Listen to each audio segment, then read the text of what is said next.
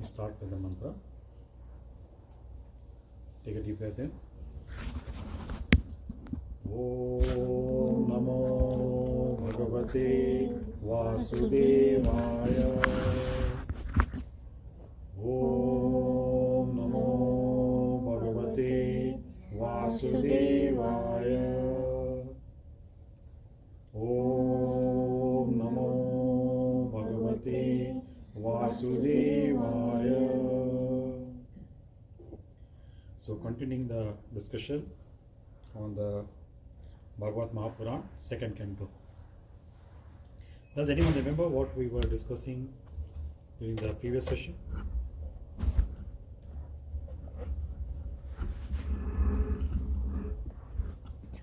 And perhaps you can put the volume on the lower side. Then when you increase the volume, then you can hear more.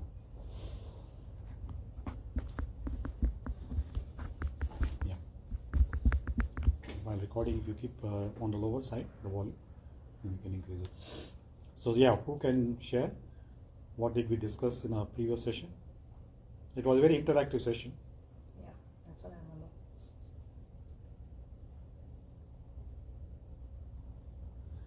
We talked about the creation, right? We were discussing about creation.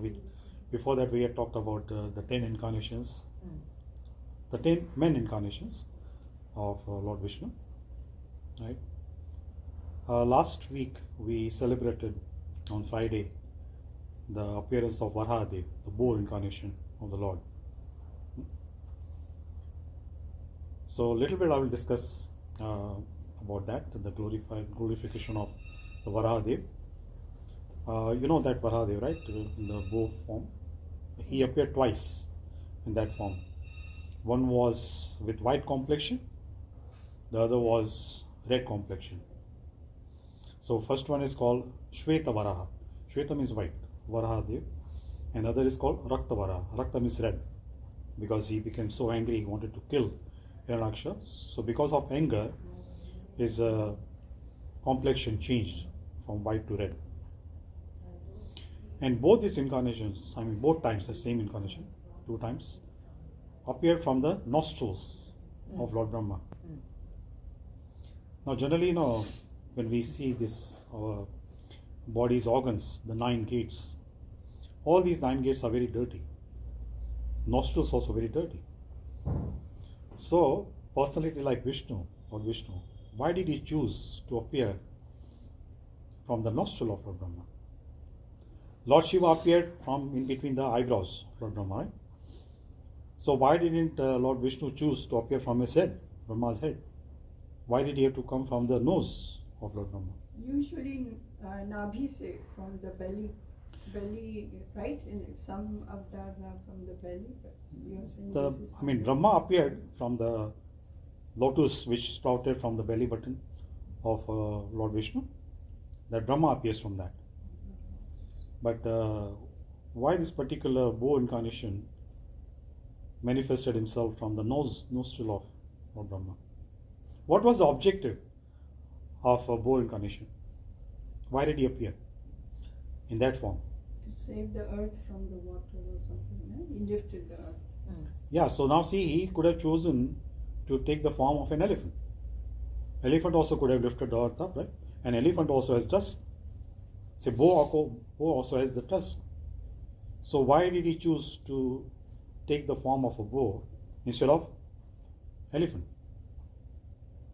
Elephant is, amongst the species of animals, considered very decent. And boar is not considered as a very decent creature. In India particularly, we see where the pigs, they live, Right? They're mixed with that, with the pigs. Sorry? They're mixed along with the pigs, so it's considered dirty. Yeah, but mainly the pigs also, when they are alone also, they are in the dirty area, right? Yeah, in the mud.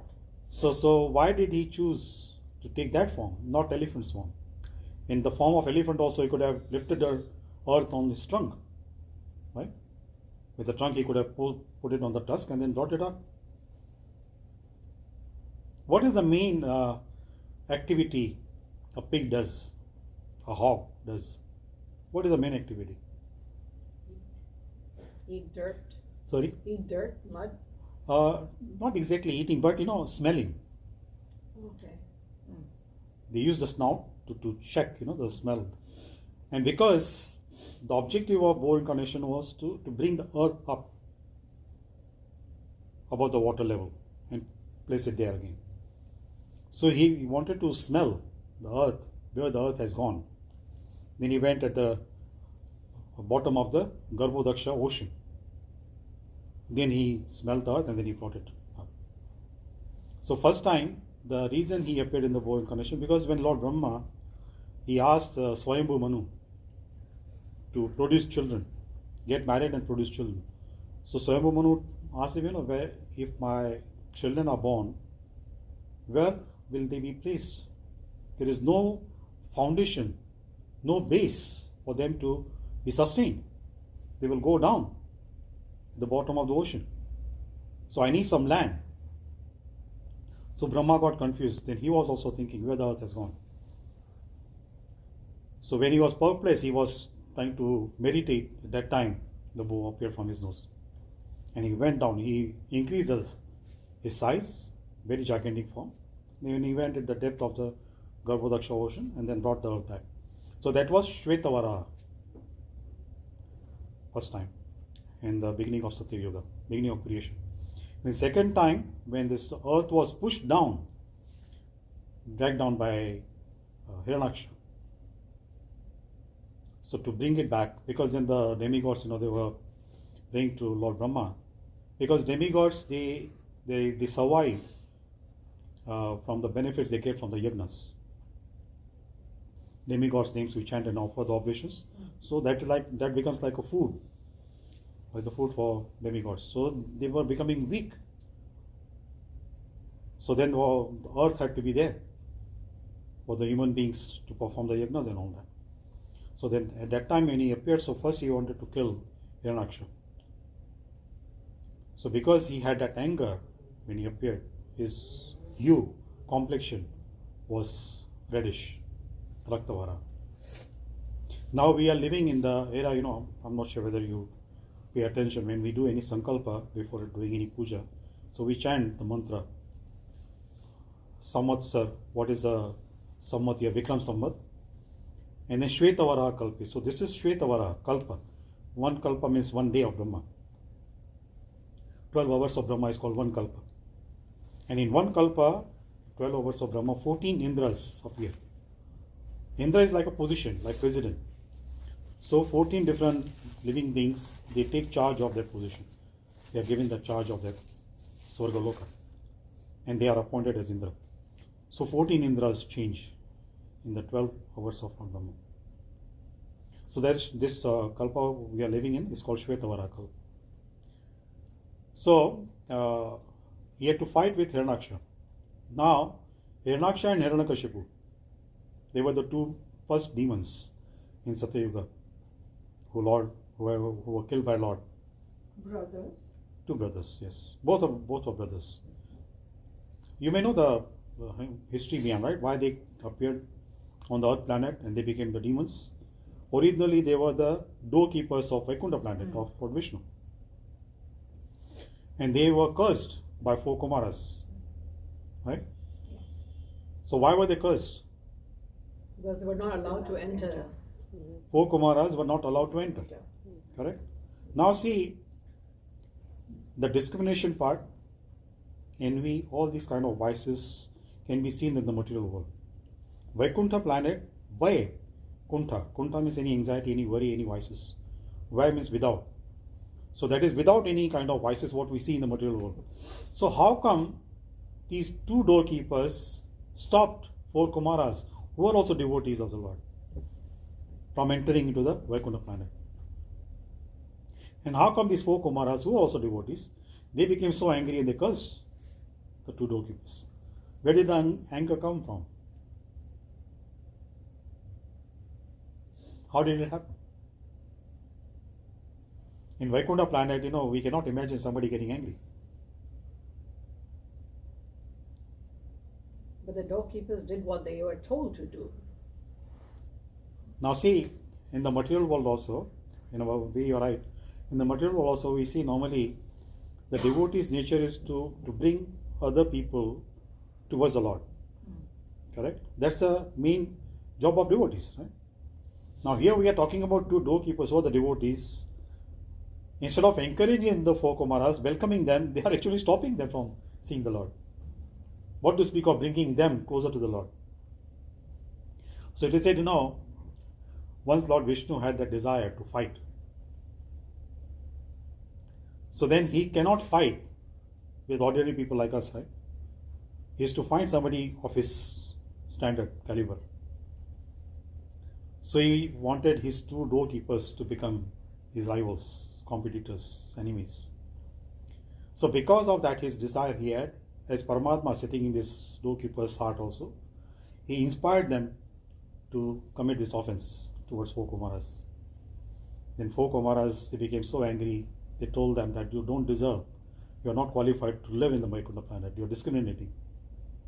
So you should go to the Mrityuloka, in the material world.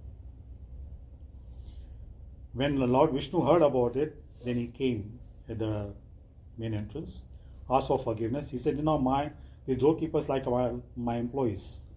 So if employees commit any offense, employer has to take the blame. So I take the full blame. So please forgive me.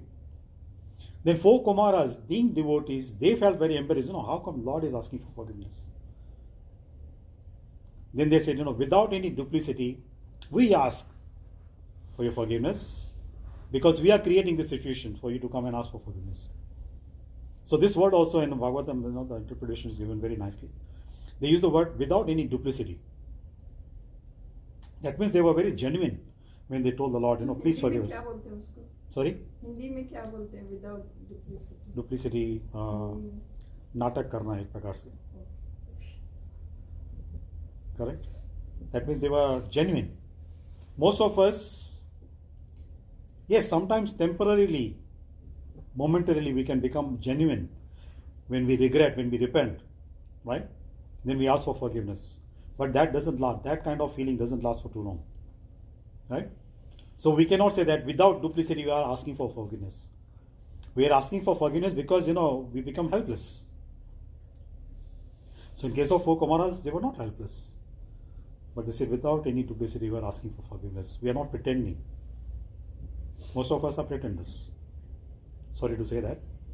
But that's a fact, right? That's a fact. Temporarily, yes. In Yes. that scenario, yes. We say we get Shmashani Gyan, right? The knowledge of crematorium. When we are at the crematorium, we go to attend somebody's funeral, we become so knowledgeable. Oh, this world is so temporary, we should not get involved in all this. When that whole ceremony is over, then everything is Over. right? You must have heard about Kabir, right? Kabir. Yeah. The poet. The poet, the Poet saint, Kabir, yeah. right? Once somebody went to see him. So his wife said that, he has gone to crematorium for somebody's cremation. You go and find, you go to the crematorium, you find him. So the man asks, how can I find him? Because there will be so many people. She said, Kabir says this between the eyebrows, third eye, always shining, bright. Then you will be able to recognize him. So he went there. When he went to the crematorium, he saw everybody's heart was shining. He got confused. He said, now everybody's coming over. How to find? So he waited at the entrance of the crematorium. When everybody started leaving, that started disappearing from everybody's forehead. Only when Kabira was leaving, then that was still shining. So mine went to Kabira. How come you still have? Kabira said, for me it doesn't make any difference. Whether I'm inside the crematorium or outside. It doesn't make any difference to me. My behavior is the same. So coming back to this point, so most of us, we get this temporary gyan and it doesn't last. So the Kumaras, they said, without any duplicity, we ask for forgiveness. Now then, Lord Vishnu said that I need to respect the curse you have given. I will not counter your curse, but I'm requesting to you, please make some adjustment in that curse. So I don't want them to live in the material world eternally. they are my servants, right? So 4 Kumara said, now we are giving them 2 options. They live in this material world, Mrityu-loka, for 7 births, as your devotees. They're telling Lord Vishnu. Or they take 3 births as your enemies. Now they have to choose. What did they choose? Enemy. Dushman. Sorry? Being enemy. 3. 3 births. 3 births, right? 3 births. Why? Faster. Just to come as soon Shorter as so that they possible. can come back. They can come back as Yes. soon as possible. They did not want to waste too much time in the material world. Even becoming devotees, if they had come, so the material energy would not have affected them so much, right? But still, they were very reluctant to stay here in the material world for a long time. Even Lord Vara, after putting the earth back at its original position after killing Hiranyaksha, when he was going back to Vaikuntha planet, Lord Indra invited him to the Swargaloka. Please come and spend some time and bless our Swargaloka. So Varahadev just shook his head like this. Now he was going up from the ocean, so his body was wet. So when he shook his head, some droplets of water fell on the ground. And from those droplets, kusha grass was produced. You must have seen kusha grass, right? Kusha grass, which is used for sitting on the, when do any puja or something, we sit on that kusha grass. It's pure. It's a type of grass. So the asanas are made from the using the kusha grass blades. So that those asanas are very pure, and they enhance our attention, our concentration when we are doing any ceremony. So kusha grass was produced from that. So yeah, even Lord also doesn't want to spend too much time in the material world. Though he has created this material world, but he doesn't want to spend so much time. After his mission is over, he leaves the material world. We are the one, we want both. Right? One hand, we want bhakti also, on the other hand, we want sampati also. Both things we want. So they choose. Now, main reason it is said no, because the Lord wanted to fight. So, Lord will not fight with any devotees, right? If they become his devotees, there is no question of fighting. Because he wanted to fight, he had that desire. So, he inspired them to go for that option. 3 births as demons. So, they were born. First birth they took in the form of Hiranyaksha and Hiranyakashipu. Now, they were the sons of, who was their father? Who was their father? Kashyap Muni. And mother? Who was the mother?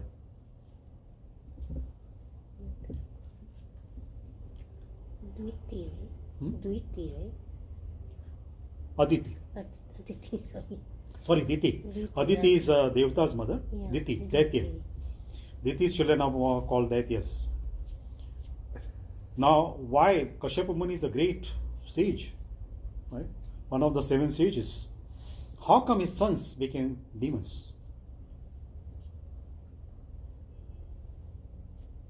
Sages' sons normally, saintly people's sons are. I think Something you told us about the story about some helper. the couple had a union at a wrong timing as a Gusta, and then Yeah, she even insisted. The though- wife insisted. Yes. insisted. Even the husband said no, it's not the right time, but she insisted. That's how. Yeah. Correct. It was Shiva Muhurata. In the morning before sunrise, one Muhurata before that is called Brahma Muhurata. Very conducive environment at that time to do meditation, spiritual activities. In the evening, after sunset, around sunset, one Muhurata is called Shiva Muhurata. Right? So Kashyapa Muni told her that this is not the auspicious time, wait for some time. But she was so much kind of affected, influenced, inflicted by the lust, she could not wait. Then Kashyapa Muni gave in. He said, now, whatever is written in the destiny cannot be avoided. So after the seeds were sowed in her womb, then she regretted. She became very regretful. She asked for forgiveness. So Kashyapa Muni told her that, because the seeds are sown at the wrong time, you will produce 2 great demons. But after that, you became regretful, you repented. So one of your grandchildren would be a great devotee of Krishna. And that was Prahlad.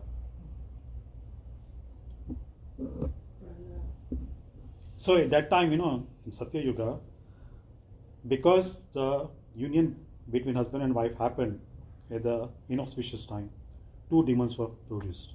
They were born. Now in Kali Yuga, who cares about the timings? That's why so many demons are produced. Right? People are so demoniac nowadays. Because people, they don't follow. The engineer, first of all, they don't know. Nobody has taught us what are the auspicious.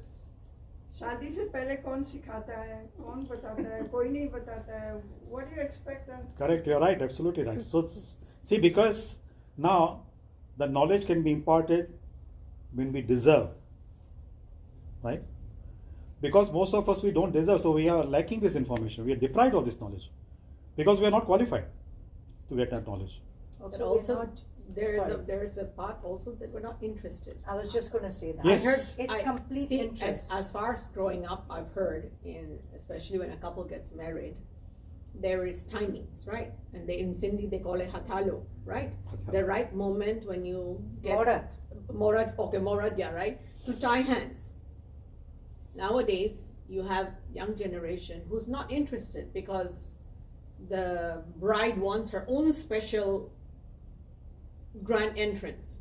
So if the Mehraj says you have Hatyaru this time, but I can't tie and enter the hall. I want my own grand entrance, he can have his own grand entrance.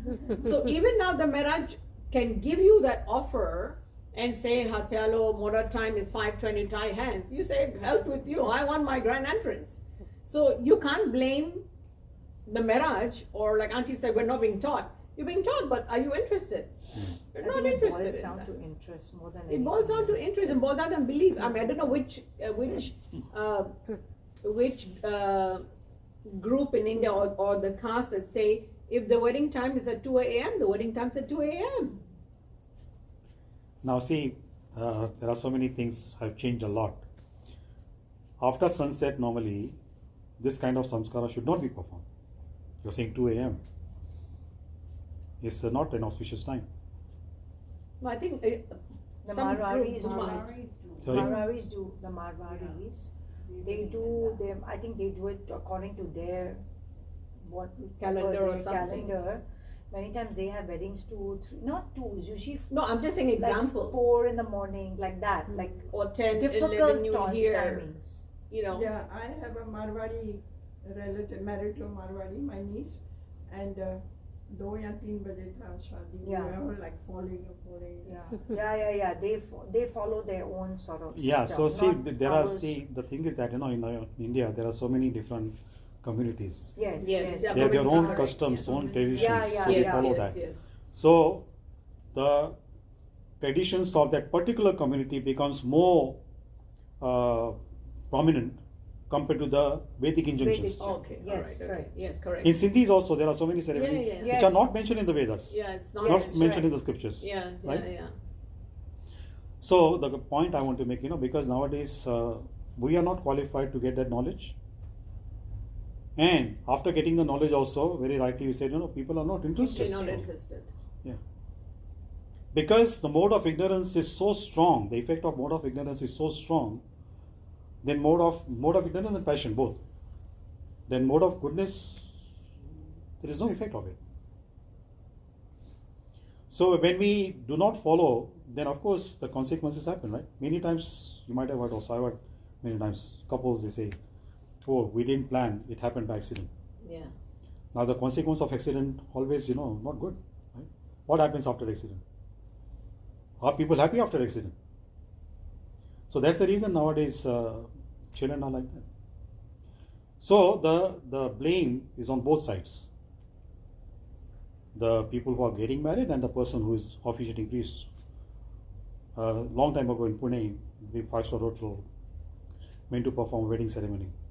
You performed. Yeah. Ah. So the bride was from Spain and the groom was from India. Now groom is telling me, Maharaj, shortcut. जल्दी it's- करो. The India वाले बोल रहे हैं. हाँ. I said, if you tell me to do shortcut, your married life will be short. Then he said, no, take your time. Good. So see, the thing is that they are not taught the significance of these ceremonies. They think these are superstitious things. They think they are very highly qualified. Modern education has given that kind of misconception. We are more progressive, and our traditions are very regressive. That's completely wrong. Our sages, they were more scientific than the scientists today. True. Our modern scientists, they cannot get clue, of these things. Anyway, that's a different topic. Coming back to this point. So yeah, because the inauspicious time, the conception took place at the inauspicious time, 2 demons were born. And the grandson of Kashyapa Muni was Prahlad. So when these 2 demons were born, they did tapasya of Lord Brahma. They got so many boons from Lord Brahma. Right?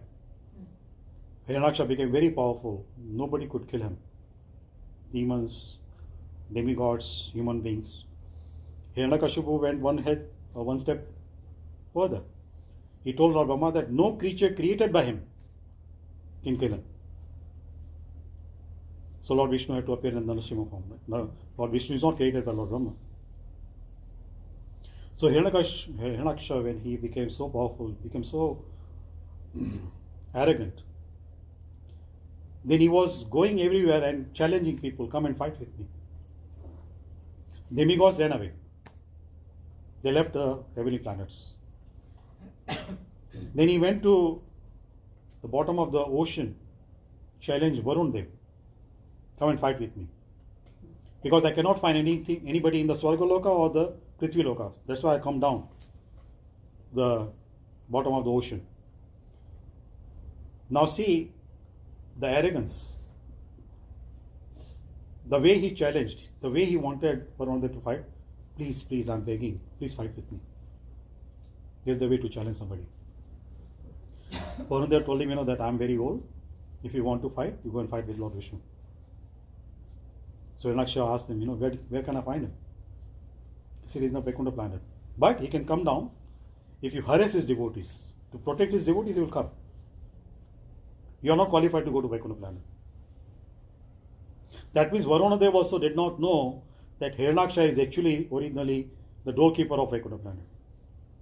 Because he did not know, that's why he told him, you cannot go to Vaikuntha planet. So Hiranyakashipu was laughing in his mind, what is he saying? So he started harassing the human beings and demigods. So demigods, they went and prayed to Lord Brahma. And Lord Brahma at that time also was confused how to defeat this demon, great demon. At that time, again, Varahadev appeared from the nose.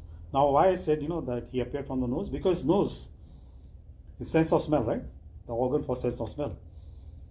And the hogs, they like to smell the earth. So that's why he appeared from the nose, not any other part of the Lord Brahma's body. See that there are reasons explained why Lord does certain things in certain ways, a certain time. He's not some whimsical kind of decision made, impulsive way. No. He's not like us. He thought a moment we decide to do something and we do it without knowing what kind of consequences we have to face later on. So Lord fought with Hiranyaksha. He was fighting for some time because he had that desire to fight. Then demigods could not wait. They told Varahadev, please kill him immediately because we are fighting. It's creating so much of energy. Because of that heat of the energy, so many other creatures are dying. So please, you kill him immediately. So Varahadev killed him. Very interesting conversation. You should read in the Bhagvatam, the 3rd canto, the conversation between Varahadev and Hiranyaksha. Apparently, Hiranyaksha is criticizing Varahadev. Like, he's saying that you're a very strange looking person, very horrible looking person. I have never seen a person like you. Varahadev said, of course, there is nobody like me, so you will never see anybody like me. So very good conversation there. So after he killed he went to his abode. So that part we were talking about, when we talked about the incarnations. So last Friday was the appearance day of Lord Varahadev. Now coming back to our discussion, we talked about the incarnations of the Lord in creation, how it happened, started. Parikshit Maharaj asked specific questions from Shukdev Goswami, right? Now, last session we discussed about those questions. Now today we want to focus on the replies given by Shukdev Goswami. So Shukdev Goswami is telling Parikshit Maharaj about creation. He said, first person who was created, who was the first person who was created? Manu. Manu was created by Lord Brahma. Brahma is the first one who was created, who came from the lotus flower, right? Which sprouted from Narayan, the Navi of the Lord Narayan. 3 brothers, son. 4 Kumaras. 4. Those were also Brahma's sons, Those were Brahma's sons. Manasa's What sons. is the name? Sananta, whatever. Yeah, 4 Kumaras. We just call them 4 Kumaras, yes. So, Brahma is the first person who was created from the lotus flower. Now, a very interesting point I want to mention here. Though Brahma is the first creature created from the lotus which sprouted from the navel of Lord Vishnu, but the elements were already created by the Lord. The 5 elements: space, air, fire, water and earth. Now why do I say that? Why do I say that? These 5 elements were already created before even Lord Brahma was created. What is my basis of saying that? Because Brahma said, I want a place for my children to live. Where are they going That to was live? Swayambhu Manu. Huh? That was Swayambhu Manu, Brahma's son. I see. Okay. But the elements are always there, no? Sorry? The elements are always there. They manifest also. When the creation happens, then elements also manifested one after the other. First element which is manifested is space element. So because the space element was there, the lotus flowers could be produced there, like the space element. And the lotus flower, any kind of edible, any plant, fruit, vegetable, any flower, any tree for that matter, that needs some ground, some soil to be produced, right? Yeah. The lotus flower which was produced, so the navel acted like the earth element. Earth element also was there, right? So when Lord Brahma appeared on the petals of the lotus flower, he looked around. He could not find anyone who could be the cause of his creation. He could not find anyone. He was wondering, how come I appeared like this? Who is the person who created me, produced me? So when he saw the lotus flower, very long, very deep stem, he went all the way down, but still he could not find. He could not find the base, the root of the stem of the lotus flower. That means he could not see Lord Vishnu. So he climbed up. He came up to the top of the lotus flower. He sat there. Then he heard 2 words, 2 vowels actually, or 2 consonants, 2 syllables, ta and pa, from the sound of the waves of the water, the ocean. Now what causes the movement in the water? Which element causes the movement in the sea, the waves? Yeah, moon, right? High tide, low tide is because of full moon, half moon, blah, blah, blah. But the water, the waves we always have, right? When the dark moon nights also there, the waves are always there. Only on the full moon night, the level of the water rises. But the movement is always there, Yeah.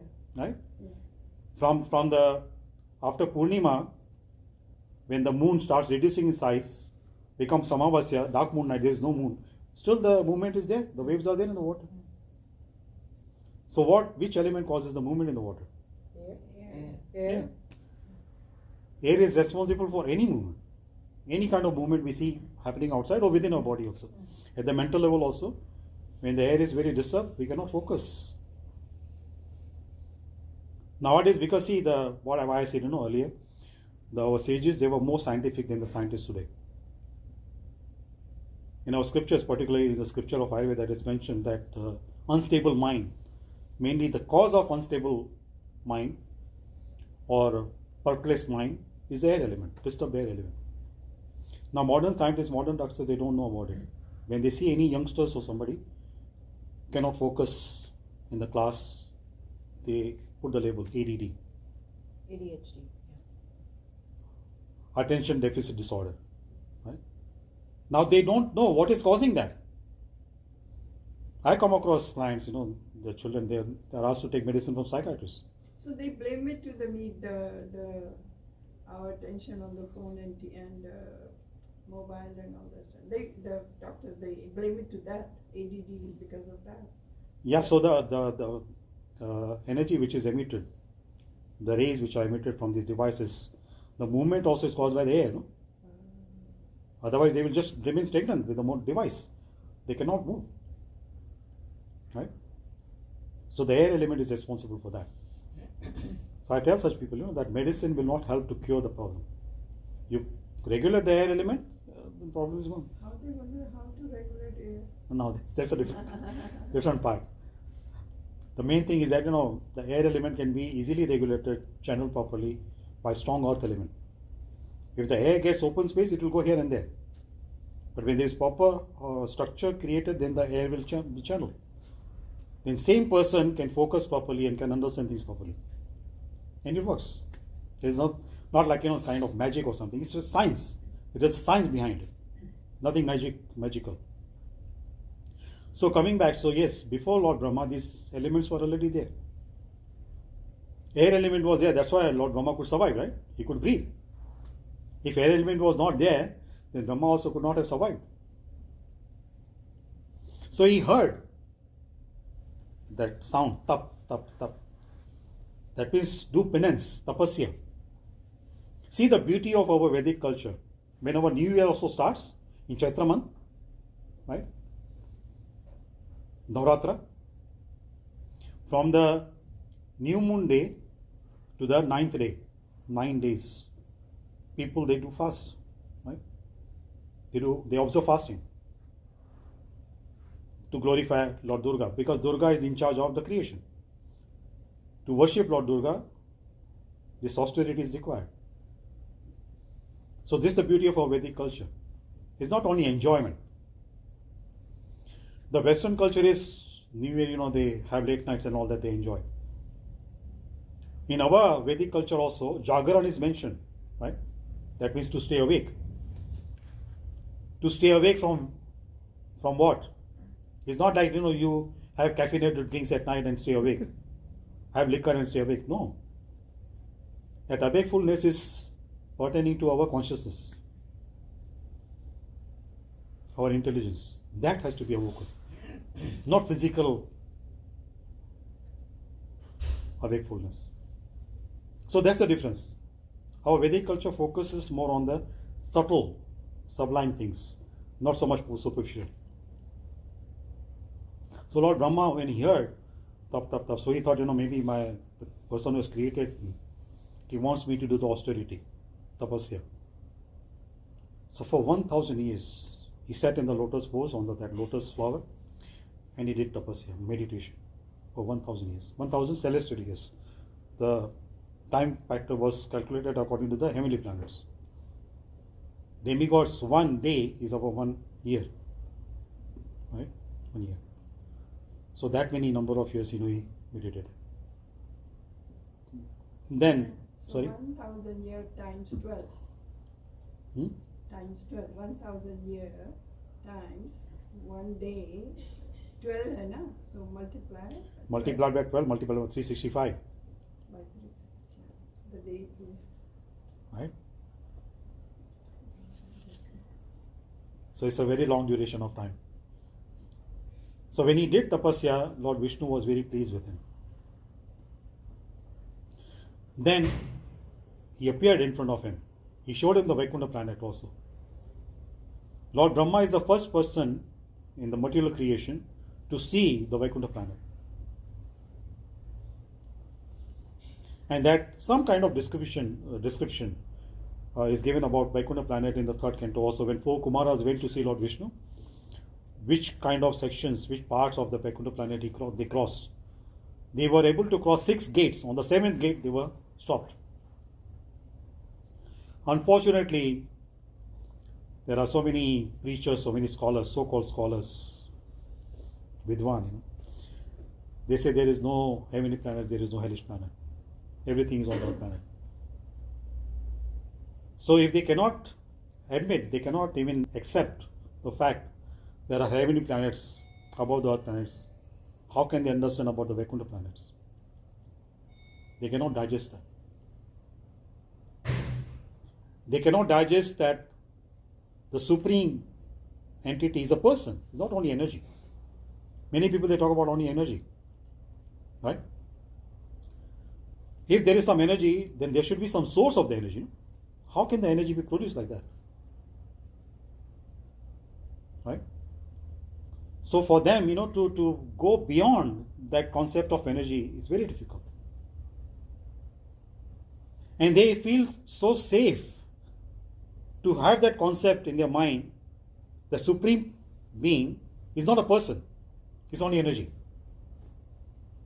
Because if there is a person, then there is some kind of possibility, some fear that the other person, if the person is at the superior position, can exploit the person at the lower position. So they don't want to be exploited by anybody. And that's the concept of the liberation, and there is no exploitation. So exploitation won't be there when there is no other person to interact with us. When there are two different individuals, then definitely there's going to be disagreement, difference of opinions. Right? And if the other person is stronger, his belief system is stronger, and he can convince us, then we can be exploited by the other person. So just don't have that situation where anybody can exploit us. Then just completely negate the concept of person, God as a person.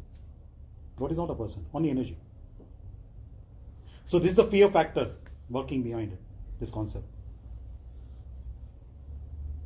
In one of the sessions we talked about liberation also, right? What's the meaning of liberation?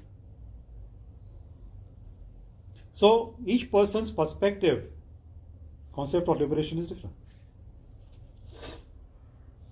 Right? The children who are exploited at school level, they think, oh, we want to study. When the day will come, that we'll just graduate and then be done with it. So that's liberation for them. People working in the offices, they are exploited by the bosses and other senior staff. When will that time happen, that I can start my own business and all that? When they start their own business, then the customers exploit them. So in the material world, this concept of exploitation cannot going to go away. So then they think, oh, the best way is just go out of this material world, go to the place where there is no exploitation. And that can be possible when we don't have anybody else, any person, any living person with us. We are alone. And that's why this is very common, many amongst Indians. Just be merged into that energy. Get merged into that energy. Be one with that energy. When you become one, then there is no question of exploitation, right? So this also, in one of the sessions we discussed, when we take out some water from the ocean, that part of water, that volume of water is separate from the huge volume of the water in the ocean. But again, we put that water back in the ocean. For us, we think that it's merged into the ocean. But each droplet will have its own identity even after merging into the water of the ocean. Our individual identity we cannot lose. We cannot lose. That's what Krishna told Arjuna. There was no time then when he was not there and Krishna was not there. And in the future also there won't be any time when Arjuna won't be there and Krishna won't be there. Only the difference, he said, he told Arjuna that you have taken so many births before. And I also appeared so many times before. You have forgotten your births, but I remember all my previous appearances and my activities. That's the difference between the normal living being, human being, and God. He remembers everything.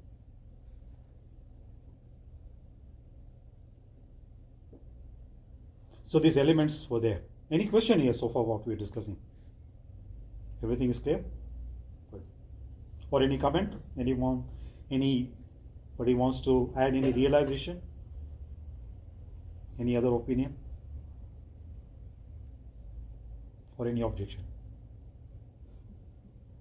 You have anything to say? I'm seeing you first time, right? Oh, she's Vanisha? Yeah, she's Okay. nice. She's Sony from Spain, like me. Sorry? From Spain. She's from Spain, Sony. Oh, from okay. like me. Yeah. So these elements were produced before Lord Brahma appeared. So then when Lord Brahma did the penance, I was talking about the significance of penance, austerity in our Vedic culture. When we accept anything voluntarily, any kind of discomfort, uncomfortable situation voluntarily, then it is said in the scriptures that what we are destined, what kind of uncomfortable situation we are destined to face, that can be reduced. That's why people they do vrat, right?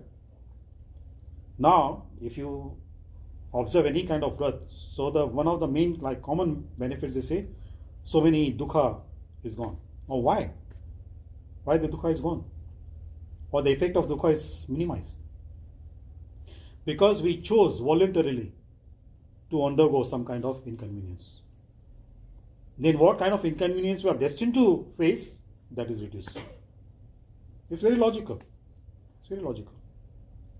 Whatever in our account is there, we have to face that kind of inconvenience, that will be reduced. If the uncomfortable situation, the severity of the situation is not reduced, at least our reaction will be reduced, our tolerance will be higher. Then we can face the situation in much better way, with more awareness. So these kind of the instructions given in the scriptures, these kind of vrata one should follow and all that, these are not superstitious at all. They are very scientific, very scientifically designed, structured and stipulated. When we do it and when we experience the benefit of it, then our faith can become stronger. So to strengthen our faith, we need to experience, we practically apply that. Then only the faith can become stronger. Only just by reading and hearing and discussing about those things. Of course, some purification definitely will happen. But to have that proper purification, what is the objective of these vratas and all that, then practically we have to do. These are not superstitious things at all. So Brahma, the first creature, beginning of his life, he started with austerity, tapasya. And then Lord Vishnu appeared in front of him and then showed him the Vaikuntha planet. And Lord Brahma was so perplexed to see the beauty of Vaikuntha planet. Brahma's planet, topmost planet in the universe. When we hear about, read about Swargaloka, so many amenities there, right? What to speak of Brahmaloka, Satyaloka, much, much higher than the Swargaloka. So Brahmaloka is different, Vaikuntha is different. Different, right? Yeah. Because Brahma koi Vaikuntha dikhaya. So, Mm. And then all the 14 lokas, those are different? Yeah. The topmost loka is Brahmaloka, Satyaloka. Then the Swargalokas, all Swargalokas, which are 6 levels beyond the earth planet. This is our Mrityuloka, 7th level. Then lower 7 planetary system, Narkaloka. So 14 levels. So because earth is in the middle, we have both experiences. Heavenly experience as well as the hellish experience, both experiences. Because we're in the middle. So first thing, when Brahma saw that Vaikuntha planet and all that, then he wanted the instruction from Lord Vishnu. What am I supposed to do? So 4 Vedas, they manifested in the heart of Lord Brahma. In the material world, it is said, they manifested from the breath or Lord Vishnu. And that breath was captured by Lord Brahma, and then in his heart, his 4 Vedas manifested. So Brahma is the first person who was taught the Vedas. He is the first person. Now that's why it is said one should not be kind of neglectful of the Vedic injunctions also. But some things which we are able to apply in our life, we should do it. But considering the effect of Kali Yuga, considering our abilities, our capabilities at physical level, intellectual level, Vedic system is not so much favorable for us. Not favorable, suitable for us. Otherwise, it's going to be like waste of time. Because there are so many instructions in different Vedas given. From our perspective, we may think they are contradictory, conflicting. But actually, they are not contradictory. They may be different, but they supplement each other. You mean the 4 Vedas, right? Even the 4 Vedas. Yes, the 4 Vedas. Some are just based on like rituals, and some are like Havan practice, and there's different Vedas have got different sections. Yeah, they cover different aspects of our life. I mean the economy, politics, everything, health. Like Ayurveda comes from Rig Veda, so health also is explained very nicely in that. This is the reason, when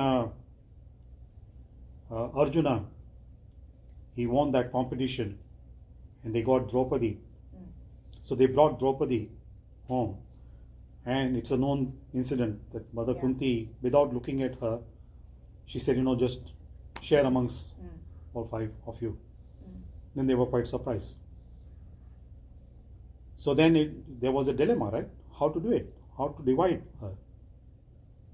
So Mother Kunti asked her eldest son, Yudhishthira, who was epitome of the whole Vedic knowledge. He knew all the scriptures by heart. So she asked them, do you remember any kind of incident where this kind of situation was created in the past, in the previous Yuga? So Maharaj Yudhishthira said, yes. One Rishi Kanya, she got married to 7 brothers, 7 Rishi Putras. Mother Kunti then asked him, there is difference between getting married and dividing somebody's body, right? So then Maharaj Yudhishthira said, that we cannot follow these kind of scriptures also, because different stages, their viewpoint is different. Then he told her that, according to the scriptures, mother is the biggest guru, the first guru. So guru's instructions we need to follow. So whatever you will tell us, we'll follow. At that time, Krishna came for their rescue.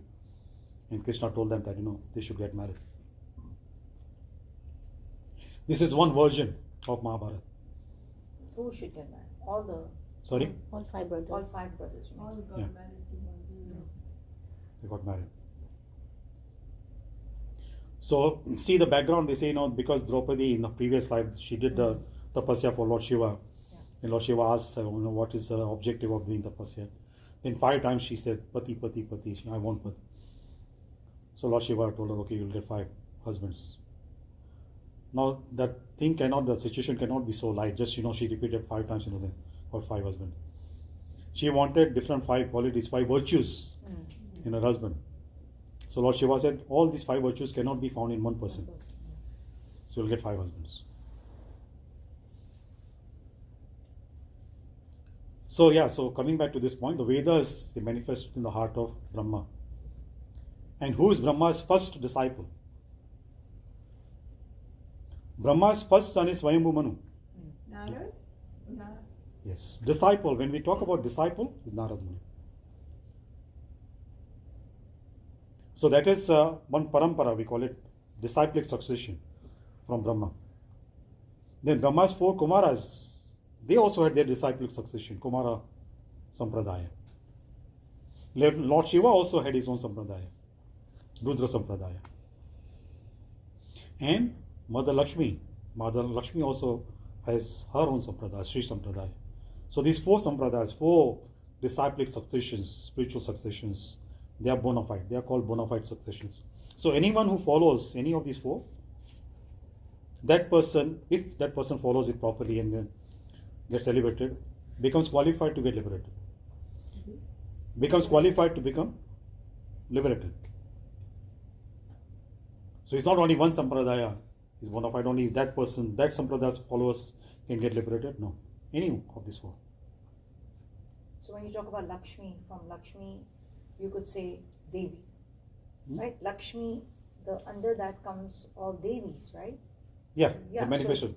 So the sampradaya, the name of the title of sampradaya, Shri Sampradaya. So in the southern part of India, there are many Shri Sampradaya followers. So these four sampradayas are very bona fide. Now, unfortunately, the situation, what we see in India and amongst Indians is, there are so many cults. Those are called different pantha, right? So these panthas, they are like, started by self-appointed gurus. They are not following any parampara. They are self-appointed, self-proclaimed gurus. I'm guru. You just follow me. And in one of the sessions, we talked about it. These gurus, they do not follow the Param Guru, Vyasadeva, what he has mentioned in the scriptures and the Vedas. And shamelessly, they accept the donations, dakshina from their disciples on the Vyasa Purnima, Guru Purnima, which is the appearance day of It's the biggest day for them. Sorry? This is the biggest day for the gurus. Yeah. Pure saal mein what they make. what the devotees that come in the whole year is for that one day. But the point is, I know what I wanted to say, that actually it is not right for them to do that. If they were following Vyasadeva, the Param Guru, and they accept something in charity, then fine. Then they are right. But they don't follow Vyasadeva, and then still they accept dakshina on the Vyasadeva's appearance day. Actually, spiritually speaking, it's a big offense. Big offense. These are pretenders. So unfortunately, in India it's happening, unfortunately. So Lord Brahma is the first guru, first disciple and first guru. Direct disciple of Lord himself, and then his disciple, 4 Kumaras and then Narada Muni. Now 4 Kumaras, they are transcendentalists, Paramhamsa, like swan, So that means they are not influenced by the modes of nature. They can properly differentiate. The word is differentiate, not discriminate. There is a difference between discrimination and differentiation. So they can differentiate what is right and wrong, between right and wrong. What is appropriate, what is inappropriate. Spiritually. Do you know one of the main qualities of the swan? Yeah, that pani and doodh ko alag karte hain. Yes. Alag karte, which nobody can do. Yes. Only swan can separate the milk from the water. Yeah. Only swan. When the milk and water mix together and put in front of the swan will drink only the milk. The water will be left behind. So that's why the people who are transcendentalists, who are not affected by the modes of nature, they can remain indifferent from the material activities and all that. Such people are called Hamsas, Paramhamsas. And unfortunately nowadays that title also is misused, very lightly used by so many gurus. I am the Paramhamsa. And if somebody doesn't follow the instructions, they get so offended. And they call the Paramhamsas. So these 4 sampradayas, they are authentic, bona fide sampradayas. If we follow any of these 4, then we can come to the proper level, spiritual level. We get elevated at the proper level, from where we can advance further. Now many times people, they ask, that spiritual activities anybody can perform. It's not necessary to have guru and all that. How many of you agree with that? We should not have any guru. There's no need for any guru in our life. You need a guru. How can you not need a guru? I'm asking. How many of you say that we don't need any guru in our life? You mean they say direct go to God without a guru? Yeah. Without guru, we cannot understand, we cannot glorify the Lord properly. We cannot understand the glorification of the Lord properly. At the same time, the gurus also, they need to be mindful that they should not place themselves in the position of the Supreme Person. They are the medium in between, the link between the deserving person who can become liberated and the person who actually gives liberation. They are the link. I agree you don't need a guru, but I also feel that you don't need a guru to start your spiritual practice. You don't need. You can start your spiritual practice and the guru will appear when the guru needs Yes, to. yes. So I think a lot of people have hindrance because they don't even start because they don't have a guru, which I think is not necessary. Yeah, you're right. See, there are different forms of guru. One form is, we talked about it, Chaitya Guru. Lord Himself is sitting as our own guru in our heart. Yeah. Even if people who do not have their own guru, like tangible, living guru, somebody is there to stop them from doing wrong activity, right? Who is that person? The conscious, right? Sorry? Conscious, our conscious. Yes, so that's the expansion of the Supreme Person. He's sitting in our heart as our guru, as our friend, as our guide. Right? Now, when people, they feel very miserable, they go and have discussion with Guru. Guru's words can work like a balm on them. Very pacifying, very soothing. Right? Now, if somebody does not have Guru, tangible Guru, if he meditates, speaks to the Lord, similar effect. So Lord is there as Guru. And that Chaitya Guru will guide the person towards the right person who can become, or whose disciple this person can become. So that connection between the disciple and Guru, that also is created by the Lord Himself. So that connection also should not be taken so lightly. Our relationship with Guru should never be taken lightly. Because that connection also is made by the Lord Himself. So whatever the Lord does, we should not take lightly.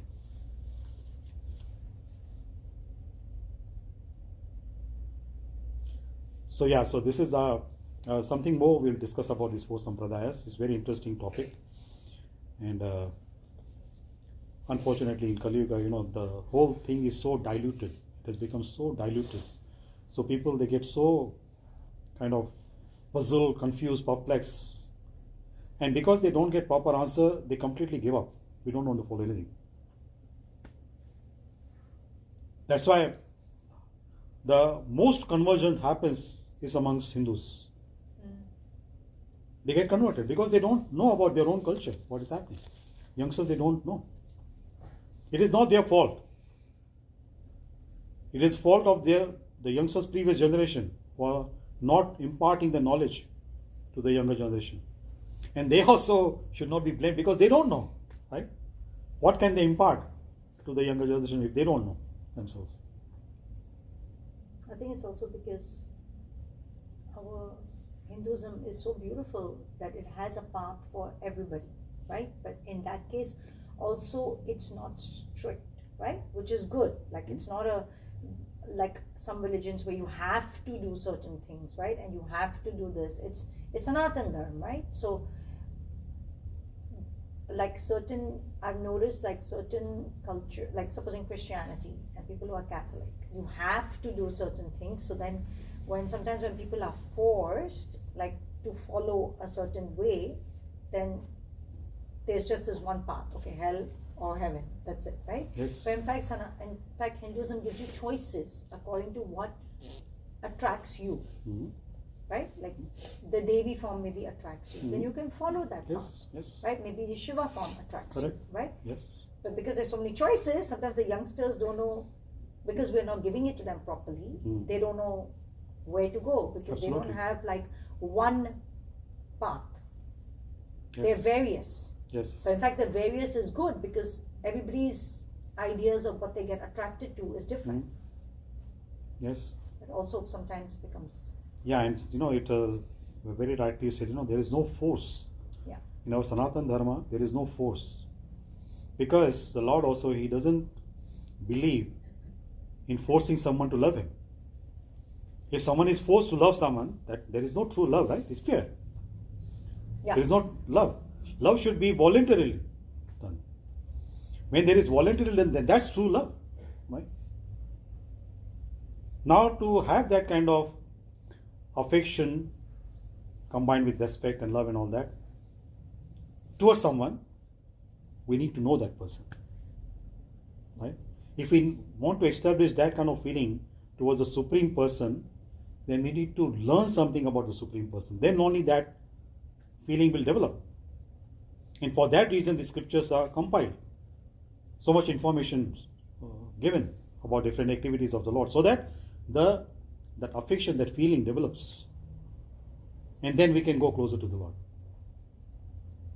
Yeah, it's like a simple thing. Like if you see Muslims, most even younger Muslims, they will not. Very few will eat pork, right? But if you see Hindus, but many Hindus Every eat beef. third person is eating beef. Yeah. Yes. The young generation, they're eating The young generation don't believe that in our Hinduism you're not supposed to eat beef because it's not like forced upon you. That's why we are the greatest importer of beef also. No? Yes, Sorry, it's not Guruji? forced. We are greatest importer of beef, right? Yeah. India, that might surprise you. But like Muslims, even the younger generation, they hesitate to eat pork. Even the younger people. Yeah. They follow very strictly to the Yeah, level of strict. become very fanatical. Correct. Yeah, correct. they're fanatics Correct. also. And we are on the other extreme. Yeah. We dilute our whole Yeah. culture so much. Everything sab chalta hai. Sab karo, sab chalta hai. But Right? the partial blame goes on because we've been invaded so many times. India has been invaded 700 years by the Muslim, 200 years by the British. So all our Vedic culture has been intentionally destroyed to bring us down. Yes. No, And I then yeah. obviously the previous two generations, I think my mother didn't tell me anything because I think she herself didn't know, and the other, her mother also, they didn't know. But we have a But choice it's to been know, right? destroyed now. See, what point you raised, Kiranji, that your name is Kiran or Karen? No. The original name is Kiran, right? Yeah. So the thing is that, we cannot keep on just blaming the invaders. We had to take some responsibility, right? Now, there are no invaders, right? We are not under any British rule or any Muslim rule. And the avenues are open for us to acquire knowledge. What is the hitch now? What's the obstacle? We cannot hold on to that kind of excuse. Yeah, I agree. Oh, because British, they destroyed everything. So what? They have left already now. But you're still clinging on to that one. Because we don't want to take any blame. It's excellent to be honest. Yeah, it's a shortcut Easier. way for It's us. easy way, like you. You don't blame. want accountability. Yeah. Yes. Correct. Yes. I'm It's like this easy because my to mother did like blame this. somebody else than to Yes. say, "Mujhe kaam karna hai." Correct. It's a lot of hard work. Correct. Forget it. I don't want to work. Just it's like a father. If your father's alcoholic, I'll become alcoholic also. Yeah. Then what was the discrimination given to you? The brain given to you. You can discriminate, that is wrong. So you ensure I will not do that. But if you say I'll also follow, then it's easy. No accountability, right? See, you mentioned about young Muslims, because they are brought up in that way. No Muslim person will eat pork. In 95, I'm not sure whether you heard about it. It was a kind of a story, incident, not only the made-up story, but incident happened in Hong Kong, 95. One businessman from Middle East, Muslim, he came to Hong Kong for business. Sindhi businessman, signed the contract, millions of dollars business. So many containers every month. After signing the contract, they went for lunch. They went to a restaurant. Muslim man, he asked, now see this also, Indian restaurant serving beef. Muslim man, he ordered for beef. He asked this Indian businessman, Sindhi, what would you have? I will give you company, I also will eat. Muslim man told him, you're Hindu, you're not supposed to eat. No, I will give you company, not a problem. Sab chalta hai. They had lunch, they went back to the office. Muslim man said, the contract we signed, we go through if any point is missing. Sindhi man gave him the contract. Muslim guy tore it off. Sindhi man said, I never made any copy, no photocopy, it was original. Muslim man said, I don't want to do business with you.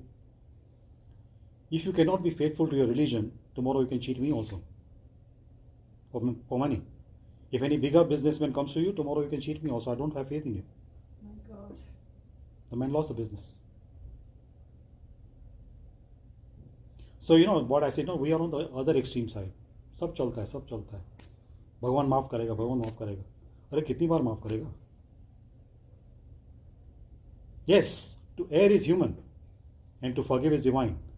But if we keep on creating the situation that we have to ask for forgiveness, now when the Lord forgives us, actually He's serving us, right?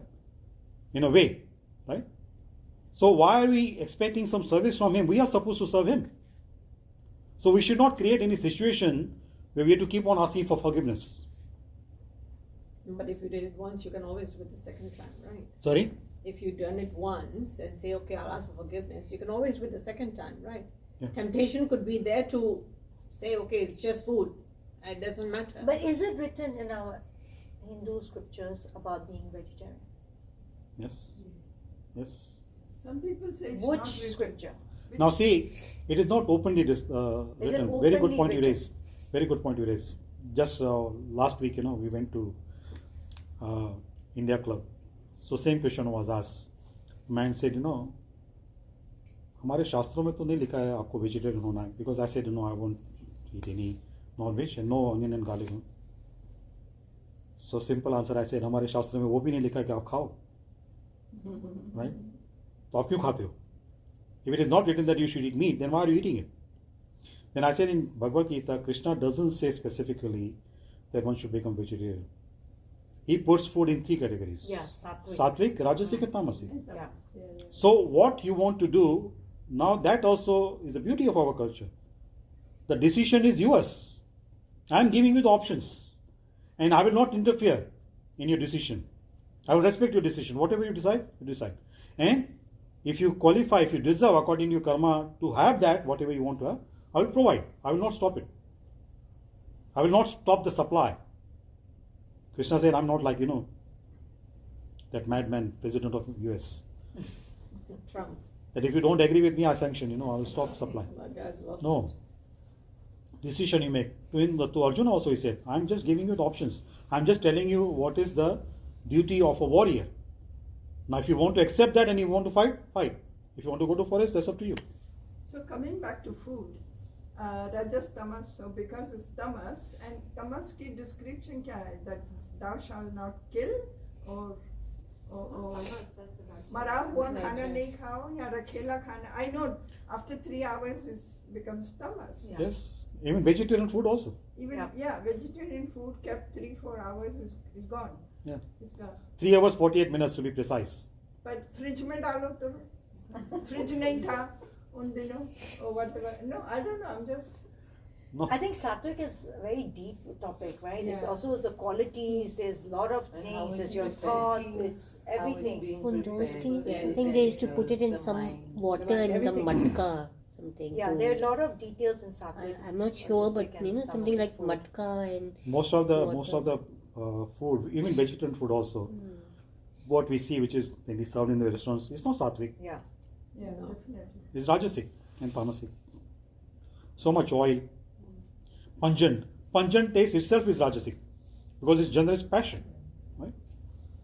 Now we are living in the world where all these three modes of nature are required. All three modes of nature are required. Even mode of ignorance also is required. If the person is full of mode of goodness, awareness, wakefulness, person will have sleeping disorder, cannot sleep at night. To have good sleep, mode of ignorance is required. Tamasic. Yeah. Because it's tamoguna, no? Sleep is tamoguna. You can ask the person who cannot sleep at night next day how he behaves. What happens to him? So for that reason, tamoguna also is required. But one needs to learn the balance, how to balance them. So, sorry, is it written in the scriptures that you should not eat beef?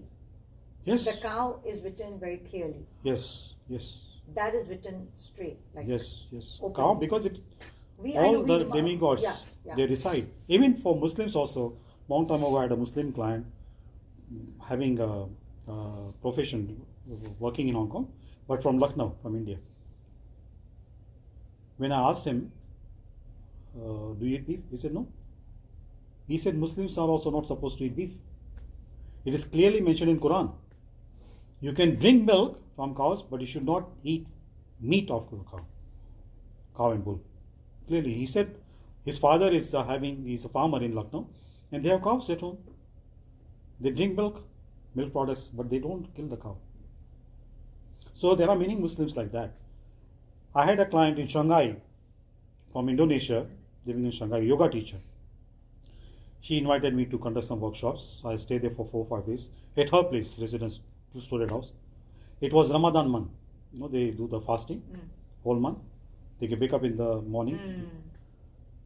So in those days, T20 World Cup was happening in South Africa. So I was watching that match was over around 3 o'clock. I was going to go to bed at that time, and she woke up. Then we had some discussion when she was having fruits. She was fully vegetarian. She says long time ago she read the original copy of Quran. In that it was clearly mentioned that true Muslims, should never touch any meat, any animal's meat. Should become a vegetarian. They should be vegetarian. But she said that her mother and her other family members, they don't agree. There are certain Muslims who want. Huh?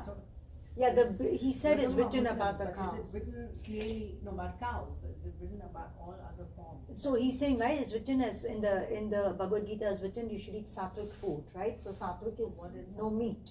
It means it translates to no meat. Sattvic originally means, that which enhances sattva guna.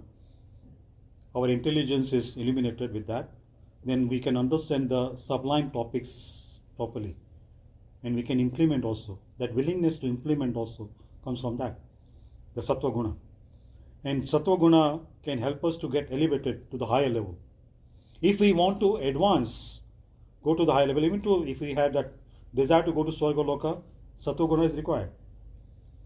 If our eating habits are like tamoguni, tamasic food, then it will make us a tamoguni, then we'll get more degraded. Then we cannot combat. We cannot face the temptations. We succumb to the temptations. We cannot overcome temptations. So that power to overcome temptations comes from sattva guna. So for that reason, sattvic food is required. So sattvic equates to vegetarian. Yeah, freshly cooked vegetarian food. And that also, more than 3 hours if it is good, it becomes tamoguni, tamasic. But also the meat also falls under the category of karma, right? Yeah, of course. Right. Of course. So even if it may not say Hindus have to be vegetarian, it does kind of fall under the category of karma, right? If you're eating meat, even if you're not directly killing, you do bear little bit. Contribute to the killing of somebody kills for you. Yeah, somebody have that excuse also, no? I'm not killing any animal directly, Yeah. but you're creating the demand. No? Yeah, creating the demand. Then somebody said to me that there'll be too many animals on the road. Sorry? Somebody said to me, the people don't kill, there'll be too many animals on the road. So If that rule applies, if you then apply we that, have to kill humans. you leave the animals happen, they will control the human population also, right? They will know how to control the human population, right? But human beings, we have big hypocrites. Yeah. We have double standards. Whatever is convenient for us, that becomes like injunction from the scriptures, And whatever is not, sab chalta hai. We are the biggest hypocrites. We are the best creatures. Now the best creature has the highest responsibility. But as you know, our self-esteem is so low, we don't want to take the responsibility. When it comes to taking responsibility, transfer the blame to somebody else. We are ever ready to get the credit, take the credit. But when it comes to take the blame, no. So these kind of things we call the weaknesses of the human society, particularly in Kali Yuga. I think I discussed with you, shared with you, once I had kind of an argument with another Ayurvedic doctor. She said Ayurveda validates meat eating. Of course, there are some formulas in Ayurveda also, in which meat stock is used. Even pigeon's blood is used for people having paralysis. So I told her, validation, there's a difference between validation and promotion. Yes, it validates, but it doesn't promote that everybody can eat meat. And 2,500, 3,000 years ago, when this whole literature of Ayurveda was compiled, how many slaughterhouses we had? How many supermarkets we had where the meat was easily available? None. At that time, fresh meat, you go to the forest, kill the animal and eat. How many people they do that nowadays? So it has become so convenient. So now in these kind of sciences also, though they're coming from the Vedas, Ayurveda comes from the Rig Veda. But now to increase the clientele, they say, oh, meat is fine, you eat, no problem. Ayurveda validates that. So because these sciences, the pure sciences, they are diluted, then the efficacy of the rules and regulations, guidelines, what we follow is less. Because diluted now. What's the time now? 8:30. 8:30? Stop, yeah. 8:25, yeah. Oh, Sorry. we were supposed to stop at 8 o'clock. It's okay. Supposed to. Sab chalta hai. This knowledge, yes. That shows Yes, the but topic sometimes is so like interesting. doctor tells you that you have to, maybe you have some vitamin deficiency, like eat egg, eat this, eat that, like insist you to eat meat. So is that okay? I mean, for health reasons, Yeah, of maybe. course, now doctors, they have their own reasons. Because of their limited knowledge, they say that. Recently, I heard, I will not disclose the name of that person, very prominent person in our Sindhi community, very, very prominent. Some serious health issues he is experiencing. Doctor told him to eat beef. Beef. Very knowledgeable of Gita and all that. He started eating beef because doctor told him. Beef. Yes, medical doctors, they say that. I That's feel only right. Hong Kong, only in India they don't tell you that. No, in Hong Kong, I'm telling In about Hong Kong they tell you yeah. that. That's right. Not only in Hong Kong, but I just share with you very quickly personal experience. 97, 98, I was in Malaysia. I had gone on, in those days I used to do export business, went to Indonesia, Jakarta, came back to Malaysia. My in-laws are in Malaysia, Kuala Lumpur. So in the evening, I would develop fever, shivering, at the same time sweating. So one evening I did not pay so much attention. Second day, daytime I was fine. Again in the evening after sunset, same thing. So 2 days after that I was supposed to come back to Hong Kong. So my sister-in-law said, I should not have any dengue fever. So should go and get it checked. Otherwise, she said, they will not allow me to fly. So it was around 8 o'clock in the evening, nearby her residence, nearby the nursing home we went. South Indian doctor there. She said, I have to test the blood. One sample, she said, now the other sample next day morning, before breakfast. So she said that I had to get admitted in the nursing home. I said, okay, not a problem. So my sister-in-law at that time told me that, tomorrow morning I'll bring the breakfast for you. Doctor said, don't worry, we will provide breakfast. So my sister-in-law told her she is very strict vegetarian. Even if you're cooking some meat in the kitchen, he will not eat from there. She said, no wonder you're having this problem. I asked her, what? She said, yeah, you're vegetarian, right? I said, yes. He said, because you're vegetarian, you must be lacking some vitamins, minerals and all that. That's why you're having problem.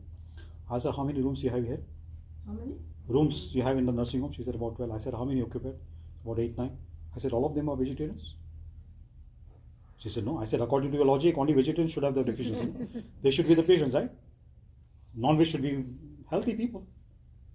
I said, next time you be careful what you say. You are in that profession, in that position, people will take your words very seriously. Common people. Then she realized her mistake. She said, tomorrow you take my other sample and you see if anything I'm lacking, I'll get the treatments from you. Otherwise, you discharge me. I don't want to stay here. And luckily, there was no dengue fever. So the point, medical professionals, they say that. I have a client, oncologist, Chinese lady. She openly admitted, she said, it's a known fact. Karanji, correct me if I'm wrong.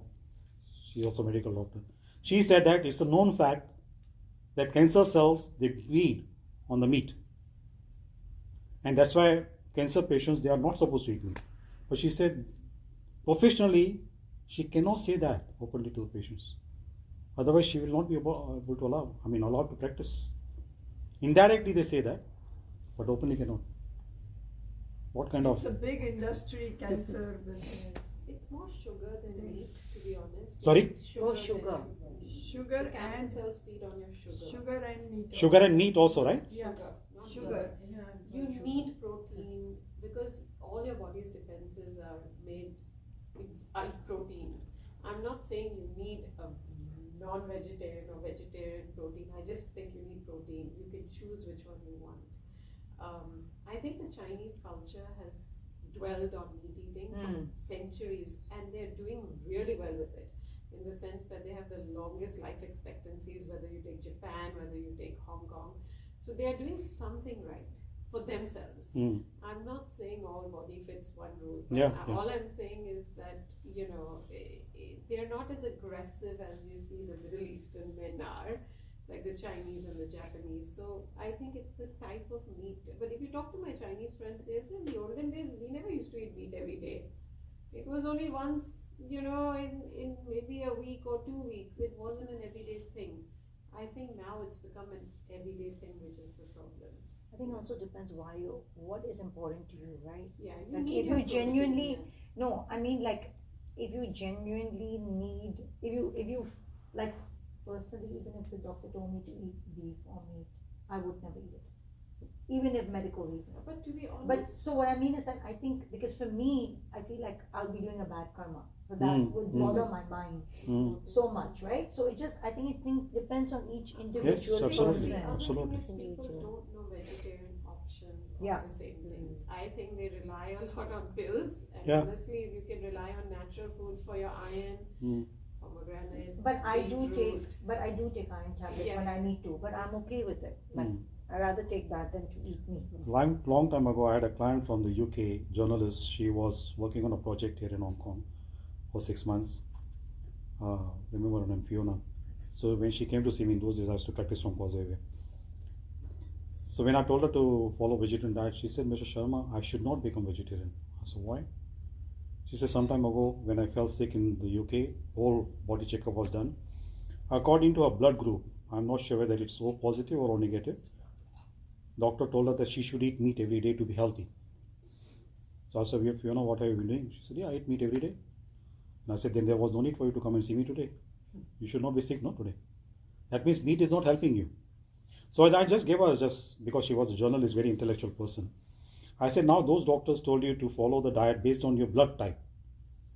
According to Ayurveda, Pitta, fire, is responsible for production of the blood. Now I'm suggesting to you to follow the diet which is based on the proportion of the fire element you have, which is more subtle.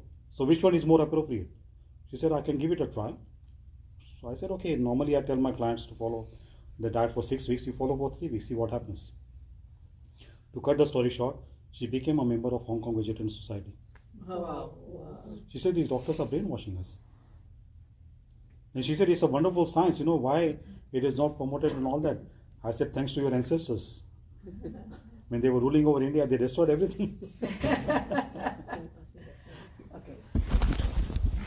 So much of protein, now is, okay, eat egg. I've seen somebody eats 6 eggs in one day. Wow.